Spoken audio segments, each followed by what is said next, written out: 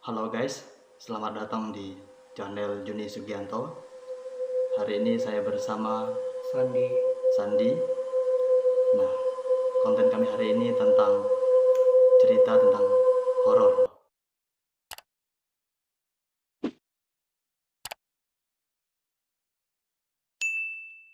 Sandi ini dia banyak tahu tentang cerita-cerita horor, pengalaman-pengalaman dia. Jadi kebetulan karena dia ada di sini, jadi saya undang dan terima kasih atas kedatangannya Sandi di podcast saya hari ini, malam ini, ya. Nah, jadi kita langsung saja, tidak lama-lama. Kok saya langsung merinding ya? Aduh. Ya, nama juga cerita horor. Jadi kita langsung saja ya. Sandi. Iya. Seperti yang sudah saya ketahui tadi, kamu banyak mengetahui tentang hal-hal mistis. Nah, jadi saya ingin tahu melalui cerita dari kamu, pengalaman kamu tentang cerita horor. Iya. Sebenarnya saya itu juga tidak ingin gitu punya pengalaman cerita horor, Ya. tapi mungkin pengalaman ini mungkin bisa saya bagikan sedikit. Kenapa saya bisa mendapatkan pengalaman horor dalam semasa hidup saya. Nah, saya itu dulu pernah ikut perguruan dan sekarang sudah jadi perguruan pendidikan, saya tidak mau menyebut namanya. Ya. Nah, jadi itu kami pas tes.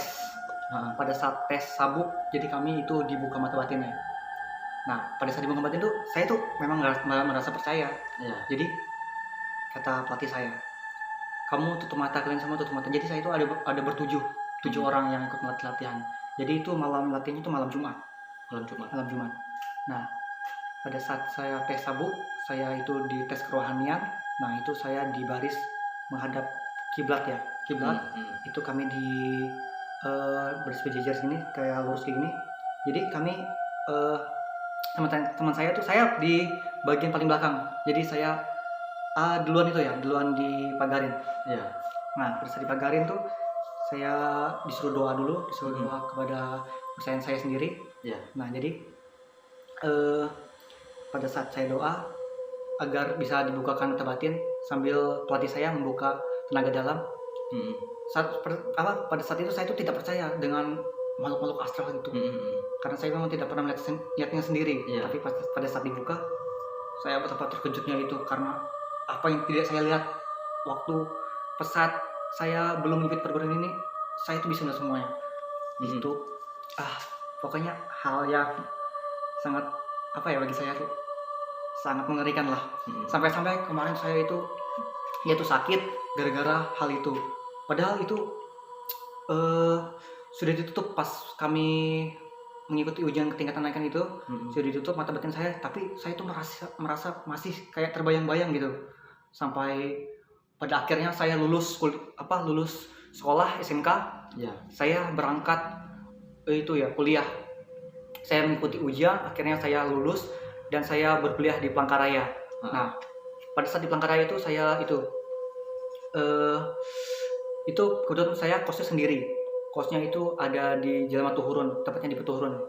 Nah, jadi pada saat saya di Batuhurun itu, saya diajak teman saya untuk mengikuti itu seperti kayak penelusuran malam gitu. Nah, jadi saya juga nggak ada kaitannya waktu malam itu, masih semester 1 itu. Jadi saya ikut mereka penelusuran malam. Saya diajak sama direkrut sama mereka. Mereka bilang ke saya, kamu mau nggak jadi mediator? Mediator gitu. Saya bilang, saya pertama bimbang dulu mikir, mediator ini kayak dirasukin gitu kan, takut ada apa-apa juga. Tapi saya memberanikan diri, saya pengen coba gitu. Karena kemarin juga saya sudah melihat gitu, lihat benda-benda kayak gitu, jadi kayak masih penasaran lagi lah, apa sih harus dimasukin tuh. Nah, jadi kami itu pada malam Jumat jam sekitar mau jam 12-an kami berkumpul di suatu tempat. Nah, kami itu pergi bersama-sama di bawah jembatan Kahayan. Nah, pada waktu itu lagi viralnya tentang patung kuda. Patung kuda yang ada di bawah jembatan Kahayan, karena yang kemarin menemukan patung kuda itu nelayan yang ada di situ, di sekitar itu. Nah, jadi saya berinisiatif sama teman saya ke situ pengen mencari informasi tentang patung kuda ini kenapa bisa ditemukan. Lalu saya sama teman saya tuh baru udah turun dari motor itu, saya tuh merasakan hawa tuh dingin banget. Nah, jadi kami berkumpul nih, untung teman saya nih punya kayak, dia tuh kayak bisa membuka tutup apa, kayak bisa membuka raga nih biar bisa dimasukin gitu. Iya ya. Nah, jadi kami pada hari ke satu itu kami tuh tidak bawa apa-apa. Jadi mereka itu banyak yang kemasukan itu. Nah, Kerasukan? Iya, kerasukan. Tapi saya nih kan, saya di perguruan saya itu sudah diajarkan namanya pageran badan. Jadi saya tuh udah siap-siap pageran badan biar tidak bisa dimasukin. Sudah pageran badan, jadi saya tidak dimasukin. Banyak teman saya yang itu kerasukan. Itu sampai ada yang lari ke air. Lari ke air. Itu kalau nggak salah tuh dimasukin buaya. Itu cepat sekali mereka lari. Itu untung teman saya tuh ada yang nangkap lah, ada yang ngeluarin itu, teriak-teriak. Dia berlari itu di sungai atau di darat? Di sungai. Padahal sungai itu dalam. Itu kami nyebur sampai basah-basah kami pulang ke rumah. Jadi kami bikin persetujuan nih, ini kita nih harus menyediakan segala sesajen biar mereka nih kada marah.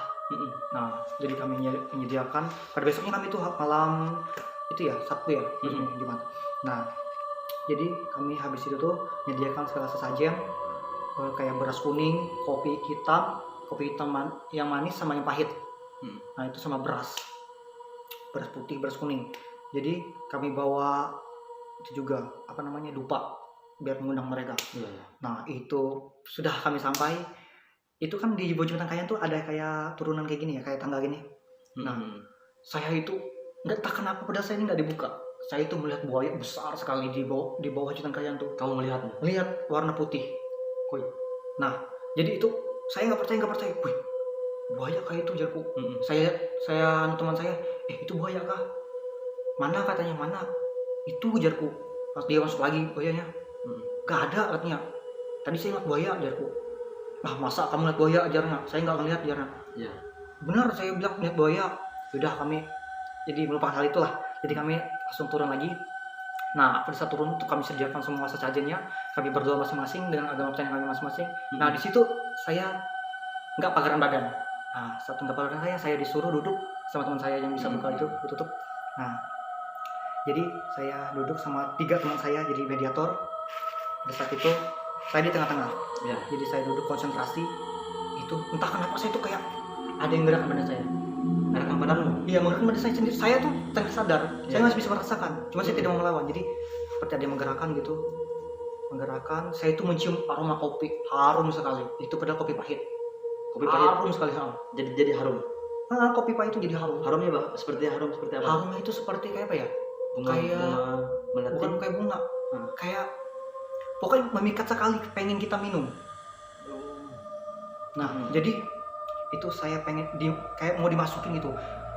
Kata teman saya sih itu kakek-kakek. Kayak kakek-kakek. Kayak hantunya tuh? Arwah yang masuk saya itu kakek-kakek. Arwah masuk ke badanmu? Jadi teman saya itu dia dimasukin buaya yang saya lihat tadi tuh. Buaya besar itu mau lari ke sungai lagi, ditangkap sama mereka. Saya merinding sumpah. Jadi, nah, merinding sekali. Ini. Jadi pas ditangkap itu dikeluarkan karena memang buaya ini meresahkan. Jadi disuruh panglima dari Katingan kalau salah tuh dipanggil masuk ke orang teman saya nih. Saya sudah keluar. Saya jadi nggak mediator lagi. Sekarang saya susah masuknya gitu, kayak cuma setengah gitu masuknya. Nah, saya cuma melihat. Jadi pas dia dimasuk ke panglima ini minta rokok. Nah, panglimanya? Iya, dia sambil ngerokok. Nah, itu kami kasih kopi, kami kasih rokok. Jadi dia pengen bercerita tentang yang itu patung kuda itu. Jadi katanya patung kuda itu tuh ada 2 pasang. 2 pasang patung kuda itu. Itu terbuat dari tembaga warna kuning. Patung kuda itu katanya masih ada satu lagi di tengah-tengah sungai ini. Nah, terus katanya itu tidak bisa dijual, tapi hanya bisa dirawat. Katanya lebih baik itu patung kudanya dimuseumkan di Museum Balanga. Nah, jadi apa ya? Sebenarnya itu katanya peninggalan dari kerajaan apa kayak gitu katanya. Nah, jadi ada lagi yang masuk itu Hanoman bentuk kerak. bantu kerak dia. Itu dia memberontak, pertama dia memberontak. Jadi kami tenangkan, akhirnya dia memberitahu informasi bahwa patung kuda itu tuh memang tidak bisa dijual, katanya memang dia yang menjaga patung kuda itu. Ya, ya. Nah jadi habis lepas dari patung kuda itu, saya melihat ke atas jembatan tuh. Perasaan saya ini memang sudah tidak enak, karena apa ya, hawa di atas tuh panas rasanya. Saya tetapin ke atasnya ini, saya lihat ke atas gitu, dia tuh berjembatan tuh. Terus teman saya tuh bilang, dia sih memang indigo, bisa melihat itu. Yang atas mohon katanya turun. Katanya kalau mau masuk ya, itu katanya tuh cewek Yang mau turun tuh, yang mau masuk. dia tuh cuma ngeliat, cuman kayak gak suka dengan kehadiran kami. Ini lagi sumpah. Nah jadi dia bilang tuh, pas dia komunikasi sama teman saya, dia mau masukin, kecuali dia masukin sama cewek yang datang bulan, baru masuk dia. Jadi saya liatin terus, karena saya penasaran mana sih udahlah. Cuma saya tetap bisa merasakan hawanya, panas gitu rasanya. Nah pada saat itu sudah jam 3, kami pulang ke rumah masing-masing, di kos ya masing-masing. Kami pisah sama teman saya. Itu punggung saya itu paksa berat banget. Saya naik motor sampai ke kos saya. Jam 3 subuh. Jam 3 subuh kamu dari Iya, jam 3 subuh. Sampai kos, saya masuk. Itu saya nggak mandi. Sekarang saya capek gitu ya. Saya mau tidur, terus mati listrik. Tiba-tiba saya mau pejam, mati listrik. Dari pas kamu dari tempat yang kalian itu sampai ke kosmu, dari perjalanan tuh ada hal yang curiga enggak? Iya, saya pertama nggak curiga sih, cuma saya itu merasa berat banget, berat sekali itu. Kayak apa ya, kayak ada yang ikut gitu nah. Ya. Nah terus saya sudah sampai ke kos saya tidak mandi, pokoknya saya langsung tidur. Itu pada saat menjamkan mata, saya nggak ada doa. Itu saya masih ingat, saya nggak ada doa, mati listrik. Saya kaget, mati listrik. Nah jadi itu dalam kalau kepercayaan kami ya, orang Aju itu ya. Kata mama saya tuh, kalau bunyi suara yang dekat tuh berarti bendanya jauh. Bendanya jauh. Kalau bunyinya jauh, bendanya dekat. Nah itu saya merasakan ada bunyi orang ketawa. Jauh, dekat atau jauh? Jauh. Tidak dekat berarti itu. Seperti itulah. Jadi saya bunyi apa ini? Mustahil jam 3 ada bunyi orang ketawa.